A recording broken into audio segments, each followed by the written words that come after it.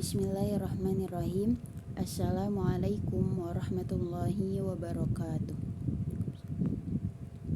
Alhamdulillahirabbil alamin wa bihi nasta'in wa ala umuri dunya waddin wa ala alihi wa sahbihi ajmain. Amma ba'du. Pertama-tama perkenalkan, saya Laili Fajri Nur Syamsi, mahasiswa jurusan Ilmu Hadis Fakultas Usuluddin. Di sini saya akan menyelesaikan tugas dari dosen pengampu saya yaitu Ibu Nelly Alawiyah yang terhormat, mata kuliah Sejarah Ilmu Hadis. Di sini saya akan menjelaskan tentang sejarah perkembangan atau sejarah penyebaran ilmu hadis yang ada di Indonesia.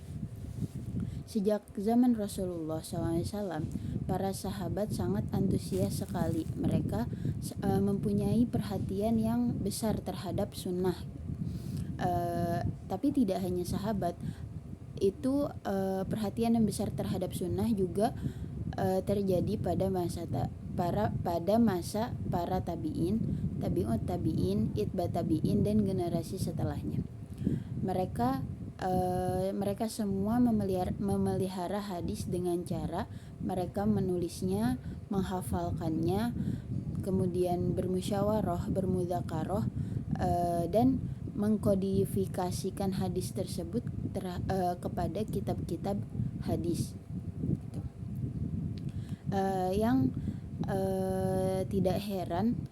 membuat tidak heran kalau ilmu hadis itu perkembangan dari generasi ke generasinya itu sangat berkembang pesat. Nah, di sini saya akan menjelaskan tentang beberapa fase yang menjadi bagian dari perkembangan atau penyebaran ilmu hadis yang ada di Indonesia. Fase tersebut, perkembangan hadis di Indonesia mempunyai dua fase.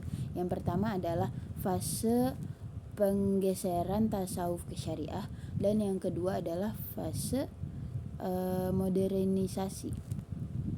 Ya, ketika Islam menyebarkan agamanya di Indonesia, yaitu pada abad ke-7 sampai ke-13 Masehi, secara tidak langsung Islam juga memperkenalkan dua komponen penting yang ada di dalamnya, yaitu Al-Quran dan Sunnah.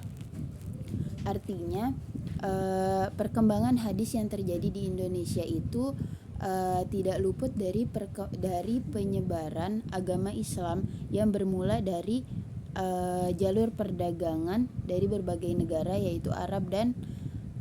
yaitu seperti Arab, dan dari jalur pendidikan.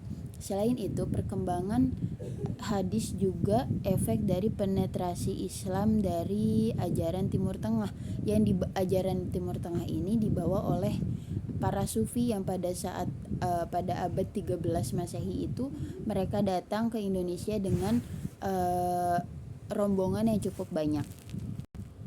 Dan kemudian pada abad ke-17 datanglah 3 ulama tersohor di Indonesia yang mereka memiliki pengetahuan sangat luas.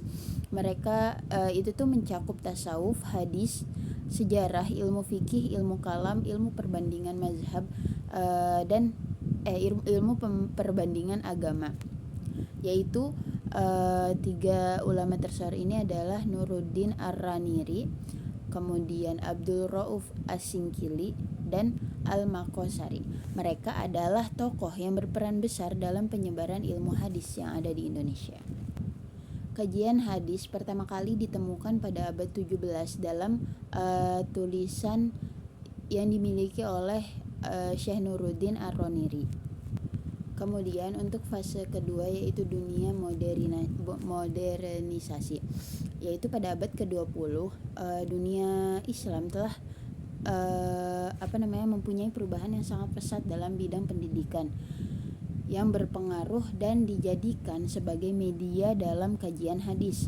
Di antaranya adalah madrasah. Melalui madrasah, kajian hadis bisa diserap oleh para masyarakat yang mengikuti madrasah tersebut. Dan dari madrasah itu ilmu hadis, kajian hadis berkembang dengan cepat. Nah, kemudian pada pertengahan abad ilmu kajian hadis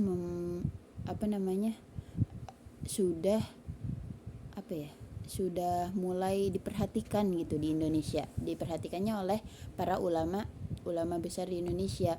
Ditandai dengan pada abad tersebut sudah dimulai dengan pemeriksaan sanad, pemeriksaan matan yang gunanya untuk membedakan hadis yang makbul dan hadis yang mardud. Kemudian pada akhir abad ke-20 ditemukanlah kitab-kitab kajian ilmu hadis yang tersebar di Indonesia, yang mulai beredar juga di Indonesia, seperti hadis mukhtasar mustalah hadis, ilmu mustalah hadis, sejarah dan pengantar ilmu mustalah hadis, bahkan ilmu ma'ani hadis. Setelah itu muncul pula para pakar-pakar ahli dalam bidang hadis. Demikian penjelasan saya tentang sejarah perkembangan dan penyebaran ilmu hadis yang ada di Indonesia. Kurang dan lebihnya mohon dimaafkan. Wassalamualaikum warahmatullahi wabarakatuh.